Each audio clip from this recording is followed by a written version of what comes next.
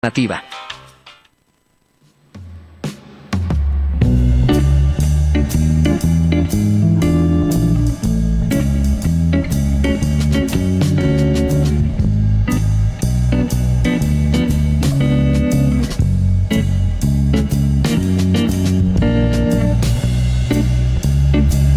Hola, hola, muy buenas noches, bienvenidos a un nuevo episodio de Hambre de Mundo. Mi nombre es Nicole Belizambiotti, soy psicóloga clínica y en el programa de hoy tenemos el honor de tener a un gran invitado que nos va a acompañar durante todo el programa, Luis del Río Díez, que es un médico que nos va a contar de su recorrido en qué es lo que observó sobre cómo afectaban las emociones a nuestro cuerpo, así que bienvenido Luis y vamos a ver la intro del programa ahora.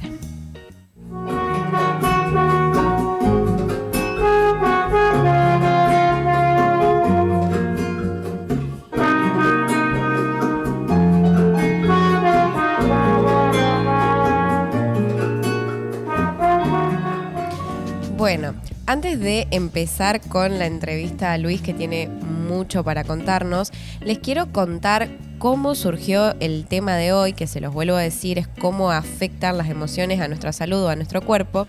Y esto surgió en base a una observación en el consultorio de ver que muchos pacientes padecían determinadas enfermedades orgánicas, sobre todo la que más me llamó la atención fue el SIBO, una muy conocida enfermedad digestiva, que me empezó a llamar la atención de cómo se relacionaba con los momentos en que mis pacientes estaban atravesando en su vida y cómo también se veía el efecto de cuando empezaban a poder trabajar sobre ciertas emociones, los síntomas de estas enfermedades también empezaban a disminuir.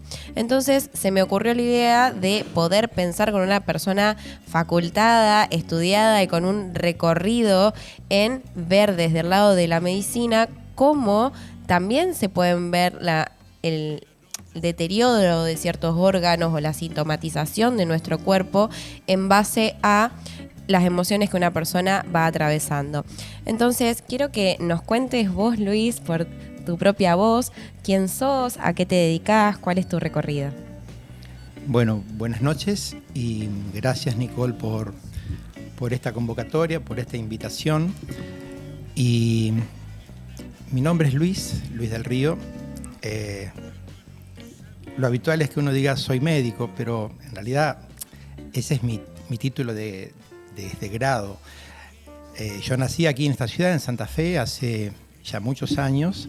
Me fui en el año 80 a Rosario a estudiar medicina y allí me quedé, entré al Hospital de Emergencias, Dr. Clemente Álvarez, hice mi formación como cirujano general, fui jefe de residentes, médico de guardia. Después me convocaron para estudiar salud pública. Estuve estudiando en la Escuela de Salud Pública de Brasil, de Río de Janeiro, en la Escuela Nacional de Salud Pública. Allí estudié planificación y gerencia en salud. Después estuve por trabajo en Israel. Volví al hospital. Fui director del hospital, director médico de ese hospital. En mi formación obtuve la especialización de colonoproctólogo, luego de emergentólogo. Y después de 36 años de estar allá, volví a mi ciudad natal por cuestiones familiares, personales. Y en un momento de mi vida en la cual me iba muy bien realmente, académicamente, llevaba 30 años de docencia en la universidad, en la Facultad de Ciencias Médicas de Rosario, me iba muy bien en mi actividad privada. Era jefe del Servicio de Cirugía General del Hospital de Emergencias de Rosario por concurso, pero hubo algo en mi vida que no me terminaba de cerrar porque la medicina convencional, alopática, oficial o normal u occidental, como se denomina la medicina que aprendemos en las facultades de medicina, ya sea de gestión pública o privada, no terminaba de permitirme comprender al ser humano. Algo que también el doctor Francisco Paco Maglio siempre decía que él con 25 años de jefe de servicio de terapia intensiva del Hospital Muñiz no le había alcanzado y de hecho cuando se jubiló se fue a estudiar antropología. para tratar de entender al ser humano. Y en ese recorrido, sin dejar de estudiar la medicina, que sigo estudiando medicina convencional porque es apasionante la medicina convencional, y de hecho quiero decir que nada de lo que yo voy a decir hoy va en contra de la medicina convencional, pero nada, absolutamente nada. Yo parto, me apoyo, mi inicio es la medicina convencional siempre. Porque en el ser humano que llega a esa consulta, nosotros le llamamos consultantes, no pacientes, tenemos que descartar que no haya una patología, un problema orgánico. Uh-huh.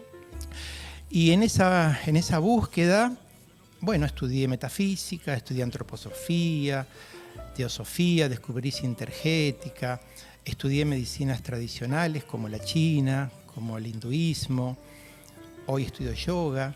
Y fui descubriendo que hay una sabiduría ancestral que nos ha dicho un montón de cosas muy, pero muy bellas, hermosas, que cuando uno las puede integrar, hacer una síntesis con lo que es la belleza de la medicina convencional, puede encontrar respuestas a muchas personas que llegan a la consulta luego de haber hecho innumerables interconsultas con especialistas y súper especialistas, con estudios complementarios de laboratorio, de imágenes, y que no encuentran la respuesta a su problema. Y para mí es una ventaja que ya esa persona llegue a la consulta con todos los estudios, porque a mí me permite arrancar de haber descartado que esa persona tiene una patología orgánica, y que en lo que en realidad está manifestando a través de síntomas, que son lo que él siente, y de signos, que es lo que manifiesta ese cuerpo físico, ese cuerpo denso, en realidad tiene su origen, tiene su génesis en otra parte. Y en esa concepción, las medicinas tradicionales, la antroposofía, nos ha explicado, la teosofía también nos ha explicado que el cuerpo físico en realidad es solamente una parte de lo que es el ser humano. Durante muchos años creíamos que éramos solamente masa, materia. Y desde hace un tiempo importante... Ok. Estamos con problemas. Ahí estamos. Nos cortaron 2 segundos, pero ya estamos perfectos. Decía que desde hace muchos años sabemos que no somos solamente materia, de hecho en realidad somos casi nada de materia y que somos energía. Y esto nos lo han venido diciendo desde hace miles de años. Y venía pensando cuando venía para acá que qué loco, entre comillas, que estemos sentados una psicóloga y un cirujano. La persona que trabaja la mente y el otro que trabaja el cuerpo humano. Uh-huh. Y que estemos charlando, que estemos hablando y que estemos compartiendo con la gente que esté mirando y escuchando este programa, es algo muy interesante, porque eso que nos enseñó ese brillante filósofo, que fue filósofo, matemático, fue mucho más que eso, que fue René Descartes, obviamente no tenía razón. La mente y el cuerpo no están separadas. El dualismo cartesiano no existe. Mente y cuerpo son una sola cosa. Mente, cuerpo, y le sumaríamos alma y espíritu. Es lo que somos nosotros. Uh-huh. Partiendo desde esa mirada del ser humano, es que podemos empezar a comprender, a través de una escucha muy activa, que, como decía también Francisco Maglio, tenemos que dejar de interrogar tanto al paciente, al consultante, y escucharlo más. Él decía que había que transformar el interrogatorio en un verdadero escuchatorio, porque cuando uno lo escucha activamente y rescata lo que esa persona nos está contando, ahí está la clave de lo que le está pasando. O sea que un poco es una invitación también al rol de médico, a poder tener una escucha atenta a cuáles son aquellos dolores que aquejan al paciente o a la persona que uno está atendiendo. Sí. Lo primero que hay que tener en cuenta, y y siempre es creerle lo que esa persona nos dice, porque es lo que es su subjetividad por sujeto que es, nos está diciendo. Y si le dice que tiene tinnitus, tiene zumbidos en los oídos, y que ya fue a los otorrinos laringólogos y que ha ido a uno, a otro, y que le han hecho estudios y que no le han encontrado nada, no hay que tildarlo de, sino escuchar a ver cuándo comenzó eso, qué le pasó. Los voy a contextualizar un poquito en por qué él menciona la tinnitus. Nosotros tuvimos una primera entrevista nosotros dos para conocernos y bueno, saber hacia dónde llevar el hilo del programa de hoy.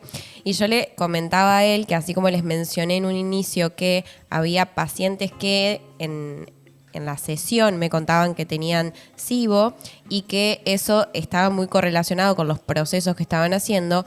La tinnitus, que es una enfermedad auditiva que genera como una molestia persistente en el oído de sentir realmente un sonido muy agudo, que genera mucha molestia claramente porque dificulta que la persona pueda descansar, pueda hacer las actividades de su vida cotidiana y sobre todo la paciencia de la persona, porque si tenemos un ruido constantemente que nos molesta en el oído, no es lo mismo nuestra predisposición a ninguna actividad que hagamos.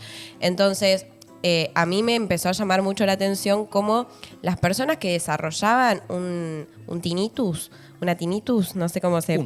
Un tinnitus, estaba muy relacionado con personas que venían con un proceso de ansiedad muy elevado, en donde veníamos desde lo terapéutico trabajando con ciertos signos relacionados a un diagnóstico de ansiedad, pero que al diagnóstico de ansiedad empezaban a aparecer otros signos y síntomas que están relacionados con el cuerpo físico. Que a esto voy, o sea, si uno lo piensa, que nosotros tengamos una ansiedad muy elevada, es decir, es una emoción que si la tenemos en constante funcionamiento nos produce un estado constante de alerta, que si nuestro sistema nervioso está constantemente en alerta, por ende acelerado, que haya algo de nuestro cuerpo y sobre todo nuestros oídos, centro principal del equilibrio, que empiece a decir hay algo que no está funcionando, hay algo que no se está pudiendo relajar. Esa es mi asociación como psicóloga, no como médica. Bien. Pero bueno, en consulta con él y en charlas con él, es algo que le mencioné y por eso lo trae a colación a la enfermedad de tinnitus. Sí. El otro día usaste una película como disparador para hablar de violencia y yo creo que podemos hacer lo mismo hoy para hablar de emociones y hay una película, en realidad son dos películas, la 1 y la 2, que aquí se tradujo como Intensamente. En realidad el título original es Inside Out, es decir, de adentro a afuera, título que sería mucho más lógico, pero lo cierto es que esas dos películas, sobre todo la primera, habla puntualmente de las emociones. Es muy interesante saber cómo se gestó esa película, porque en realidad se presentó en el 2015, pero fue originada, pensada en el 2000, a punto de partida de la hija de Pete Docter, el que fue director de la película. Pero lo interesante de esto es que fueron consultados para que trabajaran como asesores doctores en psicología. Uno de ellos fue Paul Ekman. Paul Ekman fue, para quien tal vez no lo recuerde, no lo sepa, no es que fue porque está todavía vive. Paul Ekman fue quien describió las 6 emociones básicas. En la película se trabajan 5 en la primera nada más, y lo digo a propósito y dejo la segunda para no entrar en la ansiedad, que es la estrella de la Intensamente 2. En España se tradujo como Del revés la película, pero es muy interesante cómo esas emociones producen conductas en la niña, que es Riley, la protagonista. Y eso que le pasa a Riley es lo mismo que nos pasa a todos los seres humanos. Si uno considera que desde el año 60, cuando Paul MacLean empezó a trabajar su teoría del cerebro triuno, de estos 3 cerebros que conforman nuestro encéfalo, nuestro primer cerebro, porque no es el único, uno sabe que los seres humanos tenemos un cerebro que es el cerebro mamífero, que es el cerebro de las emociones, el cerebro emocional, y donde hay estructuras que son fabulosas, porque están las emociones en las amígdalas, está el hipocampo con la memoria, y que en la evolución filogenética tenemos una corteza cerebral que es la que se encarga de modular en parte estas emociones a través de pensamientos. Y no voy a entrar en la discusión de qué es primero, si una emoción o un pensamiento, pero me voy a centrar en esta película porque me parece que es un punto de partida muy interesante, porque es lo que uno ve en el consultorio. Después de la pandemia, cuando la gente empezó a volver a los consultorios, había 2 emociones de estas 6 emociones, que son rápidamente el miedo, la tristeza, la alegría, la sorpresa, el enojo, y la otra es la aversión, el asco, la repugnancia. Uh-huh. Había 2 emociones que aparecían, pero claramente en las personas que llegaban a la consulta y que no venían diciendo estoy enojada o tengo miedo, sino que venían con síntomas de otra patología.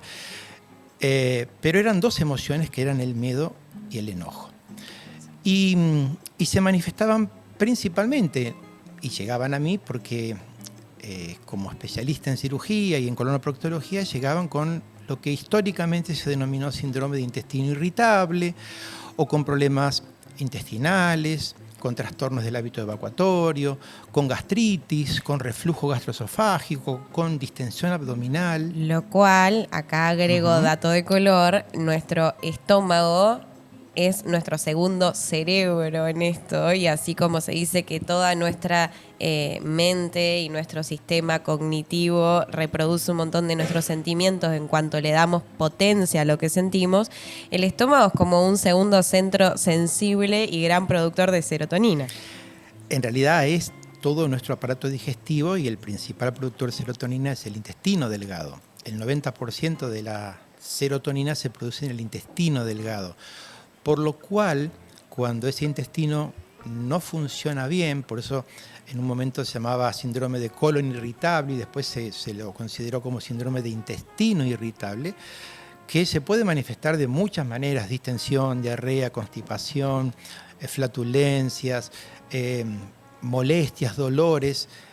Y durante años probamos con medicamentos y los visitadores médicos, los agentes de propagandas médicas nos llevaban cada día una droga nueva, y veíamos que no funcionaba, y le hacíamos hacer una dieta especial y no alcanzaba, y los hacíamos estudiar endoscópicamente, endoscopías altas, endoscopías bajas, y no se le encontraba una causa orgánica, que era importante descartarla.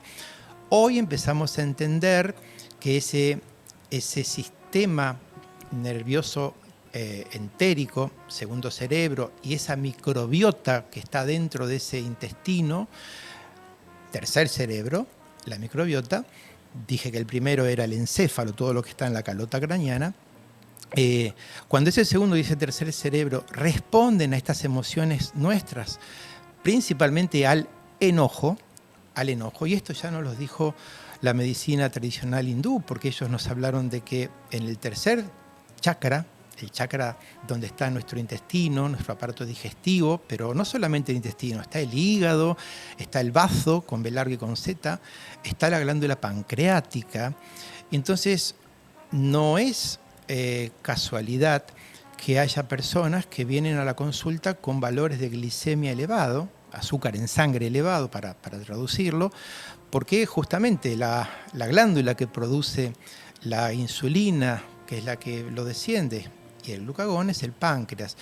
Y muchas veces esas emociones no gestionadas adecuadamente pueden llegar a tal punto que van a tener un circuito que es primero afectar a nuestro primer cerebro encefálico, y a través de un eje muy complejo que es el hipotálamo, la hipófisis, va a llegar a producir alteraciones en el intestino.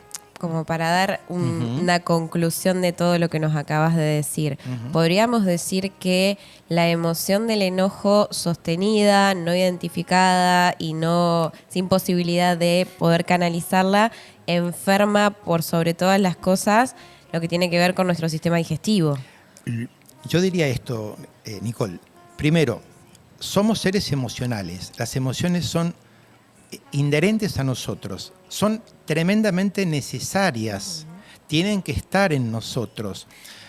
Pero tenemos que aprender a dos cosas. Una, a reconocerlas y otra, a gestionarlas. Cada emoción puede afectar órganos en particular. El enojo en especial suele afectar al intestino o al aparato digestivo, para ser un poco más amplio, porque uno en la historia como cirujano ha operado muchas vesículas, sacado la vesícula porque tenía cálculos. Y nosotros en medicina aprendemos que los cálculos se producen por un desbalance entre las sales biliares, los pigmentos biliares. Hay un triángulo de Admiral Small. Y está todo bien, eso es cierto, pero en muchas personas que uno ha tenido que operar porque cuando llega a cierto grado donde hay riesgo de que esos cálculos puedan producir una pancreatitis, por ejemplo, o una obstrucción biliar, cuando uno estudia a esa persona no le encuentra esas alteraciones. Pero si uno se detiene, cosa que hice durante muchos años, a preguntarle la historia de esas personas, sobre todo en mujeres, se encuentra con una historia de vida muy difícil, de abusos, de enojos que no pudieron ser dichos, que no pudieron ser verbalizados, que no pudieron ser expresados adecuadamente. Y como decía el papá de Andy Kuznetsov, ese médico psiquiatra, sexólogo, cuando él decía que lo que se verbalizaba dejaba de ser peligroso, la inversa creo que es válida. Es decir, aquello que no logramos poner en palabras, no logramos expresar, no logramos verbalizar, más temprano o más tarde se va a manifestar en nuestro cuerpo. Y nuestro cuerpo es tan sabio, nuestro cuerpo físico es tan sabio, que nos avisa y nos dice: ojo, escúchame, me pasa esto, ojo, escúchame, me pasa esto, me duele esto. Y nosotros lo dejamos. Lo minimizamos. Lo minimizamos, sí, por el ritmo de vida que tenemos, porque, bueno, sí, lo minimizamos, sí. Siempre somos los seres humanos especialistas en poner excusas y en esa palabra que está de moda, en procrastinar, ¿no? Lo dejo para después y bueno, veré qué pasa después. Yo misma, en mi propia experiencia, de decir, bueno, hay un determinado dolor, o de normalizar que me duele la panza como algo, no, yo soy así, como tal cosa me duele la panza, nunca relacionarlo para con una emoción, porque claramente, fuera de que hoy el programa pueda estar direccionado hacia este conocimiento llegue a un montón de personas, claramente hay todo un trabajo personal para con uno, de también empezar a resonar con esto y empezar a preguntarnos también sobre de qué manera funciona nuestro cuerpo y de qué forma lo sintomatizamos. Justo hoy un conocido me contó de que había ido a hacerse una colonoscopía y le dijeron: che, tenés 2 gastroenteritis, no sé cómo será, 2. Pero le dijeron: che, estás yendo a terapia porque tenés que bajar un cambio, como que estás bastante sin controlarte. Que de hecho, a ver, poder relacionar el enojo a nuestro sistema digestivo en general, creo que es una gran puerta a preguntarnos cuando justamente nos duele la panza, no echarle solamente la culpa a cómo nos alimentamos, el cual es otro pilar muy fundamental a cómo nutrimos nuestro cuerpo, de qué manera, que no va a ser la temática de hoy, pero sí sería como para hacer otro programa. Pensar también qué emociones nos están atravesando. Y de hecho, yo tengo una gran frase que la otra cara del enojo, la contracara del enojo, es la angustia, y que en personas que no se habilitan a enojarse, el enojo aparece con su cara de angustia. Entonces también decirnos, bueno, si nuestro intestino nos está diciendo algo, si hay momentos en donde nuestro colon está pidiendo a gritos que cambiemos algo de nuestros hábitos o de nuestra alimentación o de cómo gestionamos las emociones o si las identificamos siquiera, o sea, yendo al escalón número 1 a preguntarnos cómo nos sentimos, me parece que es un dato súper útil saber que nuestro sistema digestivo nos va a estar haciendo un llamado de atención frente a situaciones que nos podemos sentir enojados, impotentes, angustiados y que justamente podemos escuchar desde el plano emocional, si lo aprendemos a identificar, o también desde el plano físico, a decir, bueno, hay algo de mi cuerpo que está sintomatizando esto. Sí, yo quiero dejar en claro algo. Hace un par de años atrás una muy conocida influencer dijo al aire, y lo dejó en sus redes, que todas las enfermedades eran emocionales y que todos los seres humanos podían curar sus enfermedades a través de la voluntad. Bueno, eso no es cierto, eso no es verdad. En una página de Caracas, de psicólogos en Caracas, ellos citan que la OMS ha dicho que el 90% de las enfermedades son psicosomáticas. Eso tampoco es cierto, porque eso sería decir que todo pasa por lo psicosomático o por lo emocional. Y me parece más coherente lo que Mario Alonso Puig, que lo subiste hace un tiempo en un reel, él estuvo en la Universidad de Harvard, estuvo en Massachusetts, en Boston, y él viene diciendo hace muchos años que la Universidad de Harvard, que es pionera en estos estudios, viene advirtiendo que entre el 60 y el 80% de las patologías que nosotros, o de las consultas, mejor dicho, de las patologías, de las consultas que llegan a los médicos generalistas o médicos de familia en Estados Unidos, tienen un origen emocional. Lo que sucede es que hasta no hace mucho tiempo hablar de emociones y hablar de enfermedades emocionales o de trastornos funcionales, como le llamamos nosotros en medicina, y no estaba bien visto. La verdad que esto no estaba bien visto, y esto que estábamos haciendo nosotros, de que una psicóloga se junte con un médico cirujano a hablar, y como que no daba. Bueno, por suerte cada vez más se tiende a ver el rol que tiene estos distintos cerebros que tenemos todos los seres humanos. Además de la integración entre las distintas disciplinas, o sea, Sí. poder pensar transdisciplinariamente, interdisciplinariamente, pudiendo complementar conocimientos, porque eso me parece súper válido, el poder decir, bueno, el discurso de la psicología no inhabilita el discurso de la medicina, ni el de la medicina inhabilita el de la psicología. El poder pensarlos como discursos complementarios me parece súper rico. En el punto, yo creo que no es de desestimar el origen físico de la enfermedad o toda la parte de la investigación a nivel de nuestra composición de genes, que me parece increíble también poder pensar en toda la codificación genética y todo ese material, llamémoslo genético, llamémoslo emociones transgeneracionales, llamémoslo historias que seguimos repitiendo, pero siempre va a haber un lugar y miradas que para mí son complementarias, pero que el fin primero de poder tener esta charla hoy, yo creo que se trata no de inhabilitar el discurso médico, porque para nada, de hecho lo respeto un montón.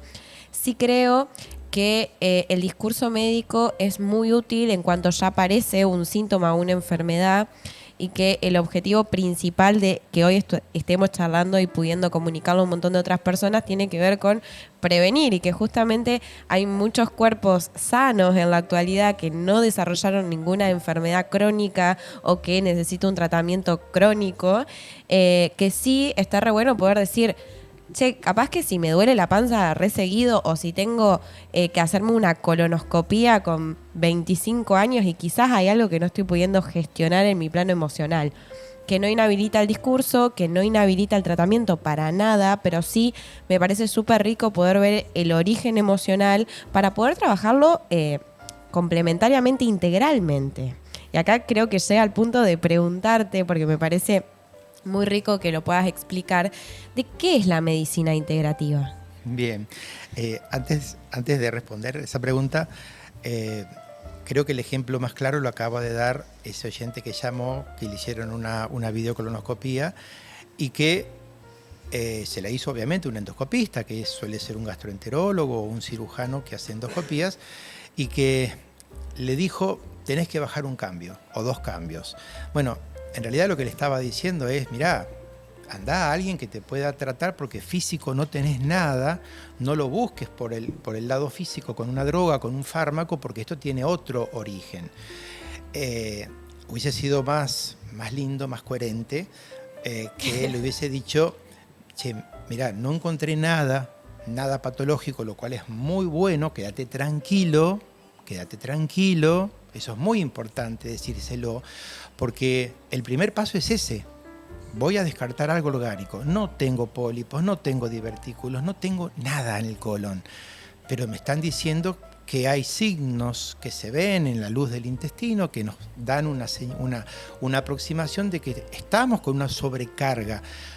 Bajar un cambio. Bueno, ese bajar un cambio es qué te está pasando emocionalmente para que repercuta en tu intestino. Y ahí entra la medicina integrativa. La medicina integrativa, que no es nueva, en realidad esto es muy antiguo, pero bueno, quien le puso el nombre y apellido fue un médico, Andrew Weil, de la Universidad de Arizona, en el año 1994, vale decir que hace mucho tiempo que ya se conoce, y que es una medicina que trata de hacer una síntesis, trata de hacer una unión entre lo que es la medicina convencional, que es la que estudiamos los médicos y las médicas, y después hacemos una subespecialización, pero a la cual se le suma esta parte que la medicina convencional no suele tomar, no suele mirar, que es el contexto en el cual vive esa persona, el contexto social, el contexto económico, el contexto familiar, el contexto personal, laboral,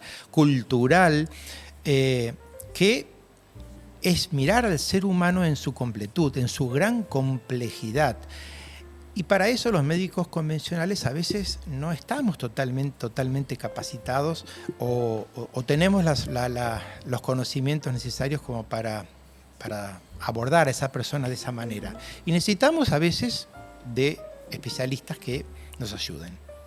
Sí, tal cual. La verdad es que adhiero totalmente a lo que vos estás diciendo. También creo que hoy por hoy hay emociones o formas de vida que son muy frecuentes, sobre todo relacionadas a el estrés, a el vivir en una multiplicidad de situaciones en donde está muy inserto este discurso de tener que seguir adelante, tener que estar feliz, tener que poder con todo, que pasen situaciones difíciles, de una ruptura de una pareja, de una pérdida de un familiar, de una situación familiar que involucra mucho de las emociones y que aún así el discurso siga siendo como, bueno, ya va a pasar, dale, seguí adelante, vamos acá, vamos allá, seguir en la vorágine y en la rutina y justamente no frenar a escuchar qué nos está diciendo nuestro cuerpo. También creo que hay mucho temor a la tristeza misma. Como si la tristeza fuera una emoción que nos dañaría o que estaría bueno poder evitarla o no sentirla. Y yo la verdad es que creo que la tristeza es una emoción que justamente se contrapone a la felicidad o a un momento en donde uno se siente feliz por una determinada circunstancia, pero que no por eso es mala, todo lo contrario. O sea, en realidad creo que nos muestra ciertos momentos en que nosotros nos damos cuenta que somos finitos, que no controlamos todo, que no somos superhumanos, que podemos tener sueños y que se frustren, que podemos querer a alguien y que el día de mañana no esté, que podemos querer mucho a algo hoy y que mañana eso cambie, y que la tristeza justamente nos muestra eso, cuánto valor hay en cosas, no solo nostálgicamente hacia atrás, sino también en el presente, y que nos llama también a una invitación a poder ser conscientes de qué cosas valoramos y cuánto de nuestro tiempo de calidad brindamos a las cosas que sí están hoy o que sí nos generan felicidad hoy, porque también se le quita mucho peso a lo que hoy nos hace feliz como algo que ya está dado, está construido, pero que si no está me pongo triste, pero no me tengo que poner triste porque si me pongo triste dejo de ser funcional el sistema. Entonces hay mucho lugar de querer huir a esto como si fuera realmente algo malo, y yo creo que el querer huir de las emociones es algo que realmente nos enferma a todos, en el plano físico, o nos enferma del plano de disociarnos emocionalmente y vivir un poco como en piloto automático, sin registrar las diferentes etapas, las diferentes emociones o los diferentes momentos que podemos estar viviendo en nuestra vida. Entonces, yo creo que o por lo menos de mi experiencia personal, poder charlar hoy con vos, que la verdad que siento que es información súper rica para poder compartir, y que para que cada vez más personas puedan preguntarse justamente sobre sus formas de vida y las maneras en que su cuerpo les habla. También contar como mi experiencia personal, que en esto creo que yo represento gran parte de la juventud en el pensamiento de no querer crecer, de no querer volvernos adultos, de no querer envejecer por el temor a perder productividad, a perder autonomía, a tener que depender de un tratamiento médico, depender de otra persona que pueda cuidarnos. Y que yo me di cuenta que en realidad es un pensamiento con cero autocrítica al modo que elegimos vivir cuando somos jóvenes. O sea que si uno no se detiene a pensar que cuando tiene pleno estado de salud no cuida esa condición, que por eso también hablo como de este temor a la tristeza, pero sin pensar en qué valor le damos a las cosas presentes, creo que la salud es uno de los pilares fundamentales. Uno muchas veces lo minimiza al decir, bueno, hago, estoy, voy acá, voy allá, tengo mis amigos, mi familia, mis parejas, mis cosas, pero sin detenernos a preguntarnos gracias a qué. Y la realidad es que te duele el oído y no querés hacer nada, o sea, porque te quita mucha parte de la energía de lo que hacemos. De hecho, Freud lo habla como que uno de los puntos del retorno al narcisismo, es decir, del retorno de la libido que tenemos puesta en el afuera a nuestro propio cuerpo, tiene que ver con esto, con la enfermedad. Es decir, si nos duele lo que sea, la energía vuelve específicamente al dolor físico. Y si nosotros a ese dolor físico lo podemos asociar a emociones que podemos estar evitando sentir de nuestra vida, tiene muchísimo más sentido, porque no solo tenemos que ir a la medicación paliativa al dolor, sino también a pensar, bueno, ¿qué me llevó a enfermarme? Yo a eso lo trabajo un montón en el consultorio, pero también es un ejercicio que lo hago mucho conmigo, porque claramente ser psicólogo no implica no tener que atravesar ciertas cuestiones con uno mismo. Entonces, en esto me parece como súper importante poder charlar sobre qué formas uno podría decir que podemos tratar de vivir para tratar de evitar que nuestro cuerpo se enferme. ¿Qué nos podrías comentar sobre esto, Luis? Bien, volviendo a esto que acabas de decir, que es muy rico y muy importante, hay algunas cuestiones que quisiera detenerme. Yo dije que las emociones son inherentes a nosotras y a nosotras, que tienen que estar todas, y de hecho, yo nombré esa película Intensamente. En esa película se ve claramente que cuando la felicidad quiere tomar el control absoluto, no sirve.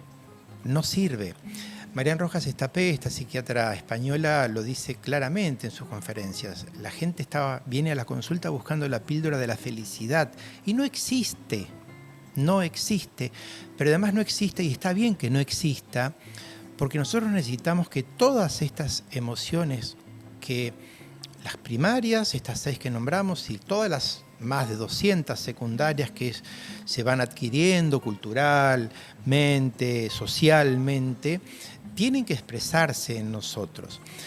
Si uno comprende que la felicidad eterna no existe, que la juventud eterna no existe, que tenemos un cuerpo físico que es inexorable, que con el paso del tiempo vaya envejeciendo, bueno, es el comienzo de comenzar a comprender qué somos y responder a esas preguntas existenciales: de dónde venimos, a dónde vamos, para qué estamos, buscar un propósito de la vida, buscar, como decía Víctor Frankl, ese sentido de la vida. a todos, a todas las personas, independientemente de la profesión que tengamos y más aún en los profesionales de la salud, a todas nos atraviesan las emociones. Y quien diga que no ha estado en algún momento mal, bueno, por lo menos no digo que miente, pero falta a la verdad. Porque a todos nos pasan cosas, a todos. Y me acuerdo una vez un consultante que llegó y que me dijo, bueno, que yo no lo podía entender porque yo no podía ponerme en su lugar porque él tenía todo lo que me dijo. Y yo digo, ¿quiere que le cuente mi vida? Y cuando le empecé a contar mi vida, no, dije, pare, está bien, tiene razón. Es decir, ¿qué quiero significar con esto? A todos nos pasan cosas y todos tratamos de la mejor manera que podemos de buscar herramientas. Y creo que nuestra función, nuestro rol, y partiendo yo diría de lo básico, que es decir, bueno, yo descarto que esta persona que llegó a la consulta no tiene una patología orgánica de verdad. Es decir, no tiene nada en su cuerpo físico. Estamos ante un trastorno funcional de los tantos que se han descrito, ¿no? Desde el intestino irritable, el tinnitus, la gastritis, el reflujo, y que se lo estudia y no se le encuentra nada, las contracturas musculares, dolores articulares, el síndrome de fatiga crónica, el cansancio inexplicable. Ahora, ¿podemos ir a alguno más común y más severo? Si yo te pregunto sobre el cáncer, ¿qué me podrías hablar emocionalmente o qué causas también desde lo emocional podrían vincularse al desarrollo de un cáncer? Como a muchas personas, si esto no está publicado en una revista científica, no sirve.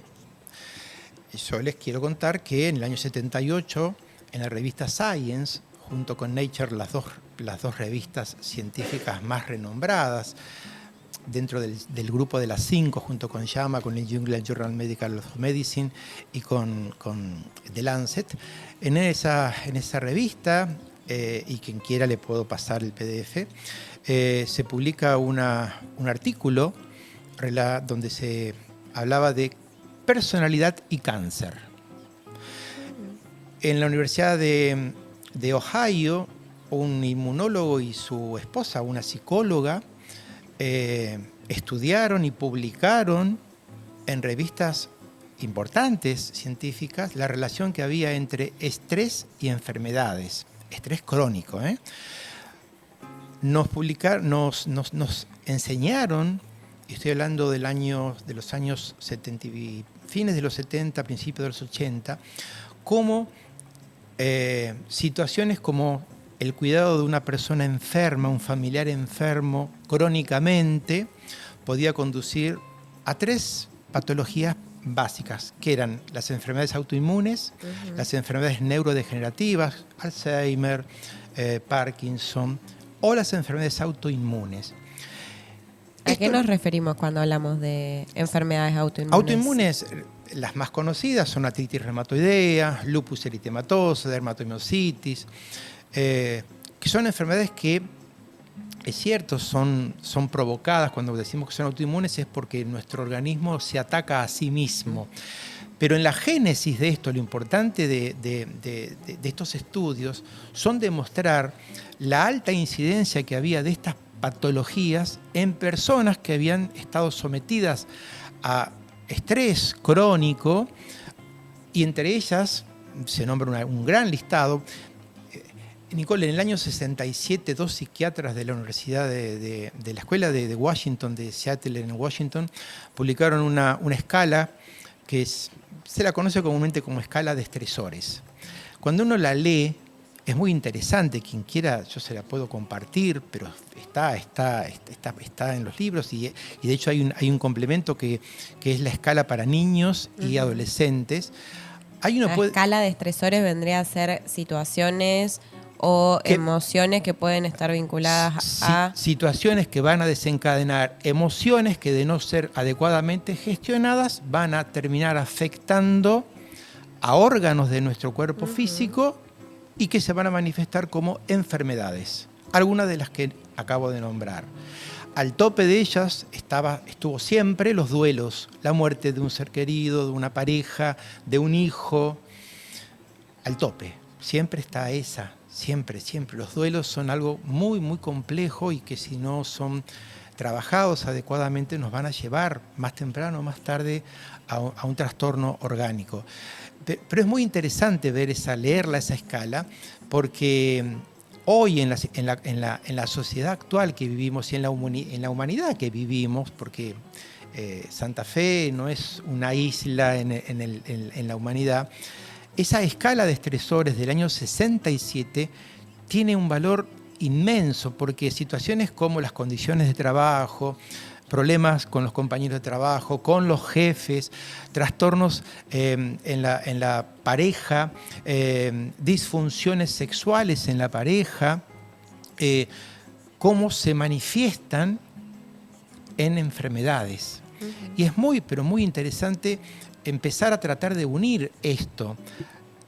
Cosa que yo lo aprendí cuando hice el profesorado universitario. Esto yo no lo estudié en medicina. Esto no se aprende en medicina. Hoy no, ya hace un tiempo apareció lo que se llamó la medicina del futuro, que no es nada más que la psiconeuroinmunoendocrinología, que es justamente el tratar de unir lo psicológico, vale decir pensamientos, emociones, sentimientos, con lo neurológico, vale decir todos los neurotransmisores, neuropéptidos, con lo que es inmunológico, las citoquinas, y lo endocrinológico, que son las hormonas y factores de liberación. Cuando uno puede darse cuenta, comprender que somos eso, una red psicosomática, y que lo que afecte a una de estas 4 patas de esta mesa o como lo querramos, o silla, va a afectar al otro, ahí vamos a entender la necesidad de ver al ser humano en su complejidad, que no es solamente un cuerpo físico, es todo esto que la neuropsicoinmunoendocrinología nos ha venido diciendo ya desde hace mucho tiempo, porque esto en el año 64 ya se habló de psicoinmunología, el doctor Solomon, un psiquiatra. En el 74, Eider y Kohler, en la Universidad de Rochester, tienen una serendipia y descubren cómo se podía condicionar el sistema inmunológico. Bueno, fíjense que estamos hablando de hace mucho tiempo. Sí, y también creo que, o sea, para poder resumirlo y que para que la idea quede un poco más esquemática de lo que estamos diciendo, básicamente es que de cualquiera de estos 4 pilares que nosotros miremos, es decir, de la parte de cómo nuestras hormonas nos afectan en nuestro rendimiento, por ende hay muchísimas hormonas principales, a cómo nuestro sistema nervioso está actuando, es decir, que nosotros pensemos que tenemos una depresión química, por ejemplo, que se ve en neurotransmisores específicos, pero que esto no queda solamente unido a esto, sino que esto también afecta a nuestro sistema inmunológico, es decir, que estamos muchísimo más propensos a contraer enfermedades. ¿Por qué? Porque nuestro sistema que nos protege básicamente de que no nos enfermemos está afectado por otras áreas, sea de índole psicológica, es decir, que no necesariamente que desarrollemos un trastorno psicológico, sino a decir, tenemos hábitos poco saludables con el cuidado y la gestión de nuestras emociones o con el cuidado de nuestro propio ser, tanto sintiente como pensante. Por ende, la fuerza que tienen también nuestros pensamientos en nuestra parte neurocognitiva, en la parte inmunológica y en la parte hormonal, lo cual son pilares básicos de nuestro estado de ánimo. Y Nicole, le agregaría esto antes de responder a la pregunta que me hiciste de qué podemos hacer, ¿no? Y que algunos tips que nos pueden ayudar.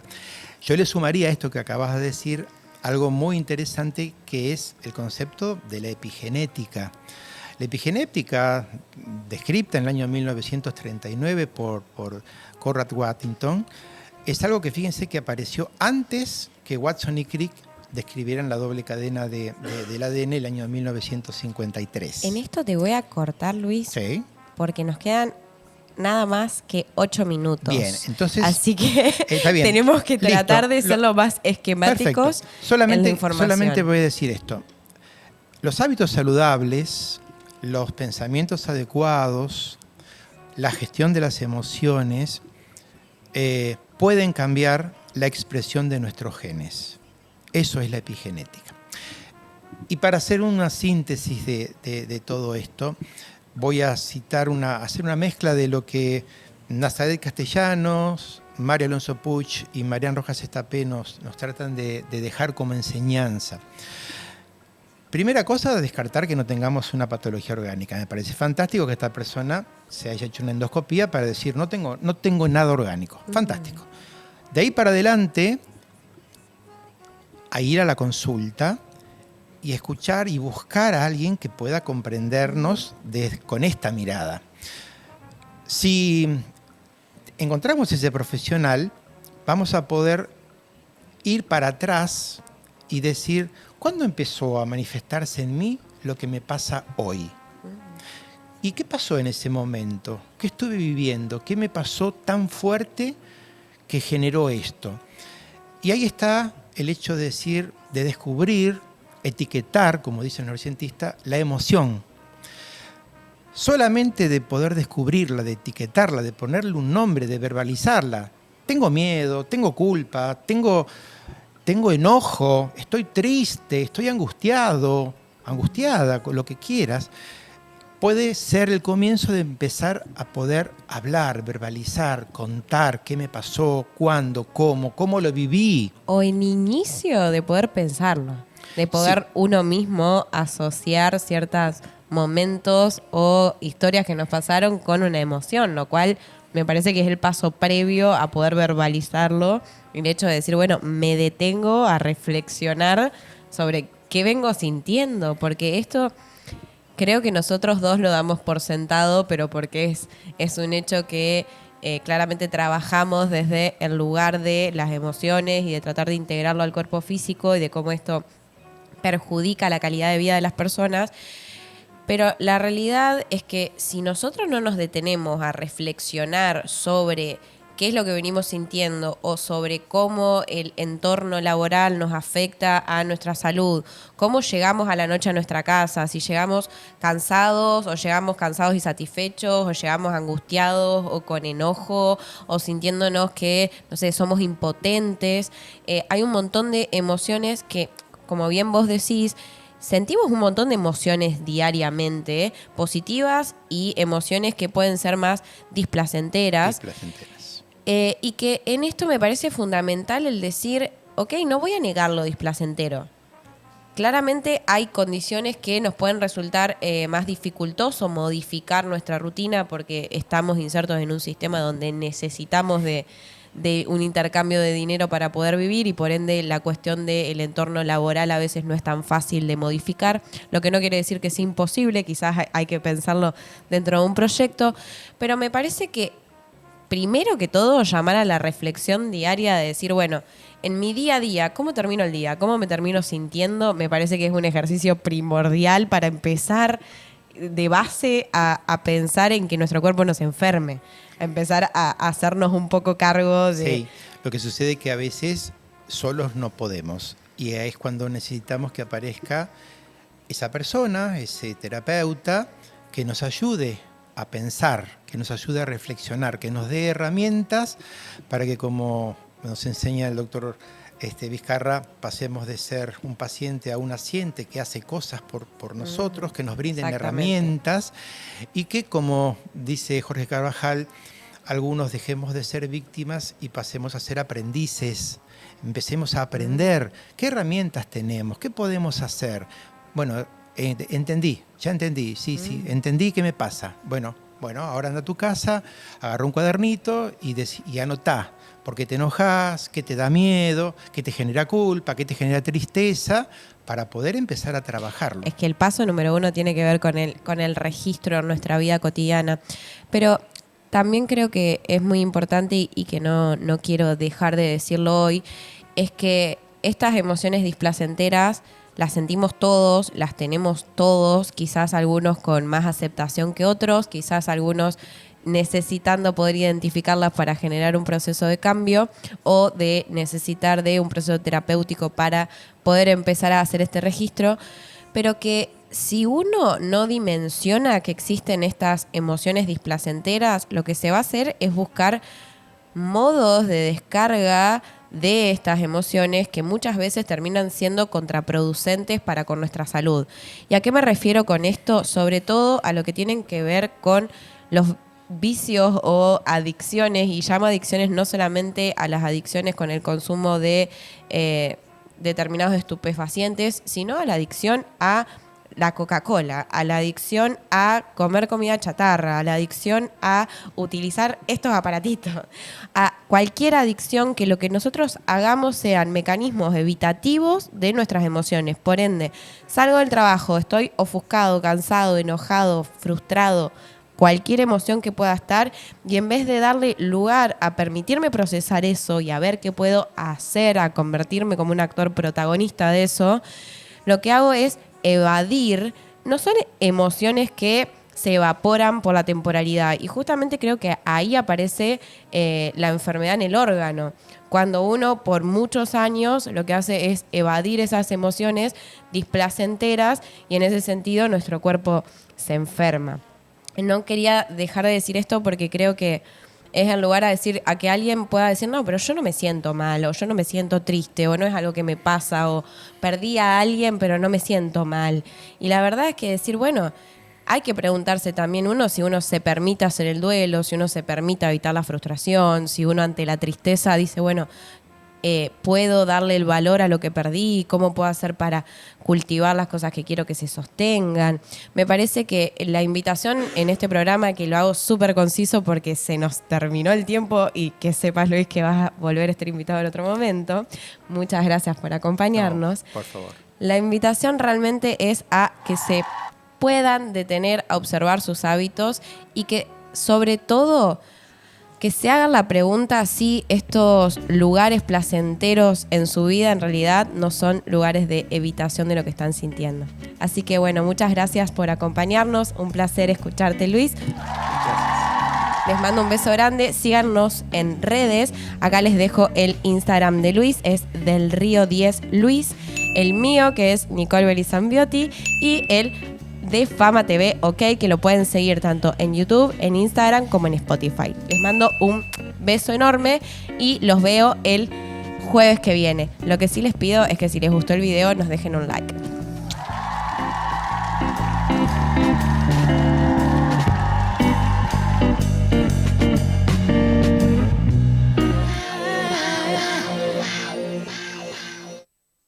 Esto ha sido un día más en Fama TV. Los esperamos mañana. Para más contenido búsquennos en famatv.com.ar. Fama TV, comunicación alternativa.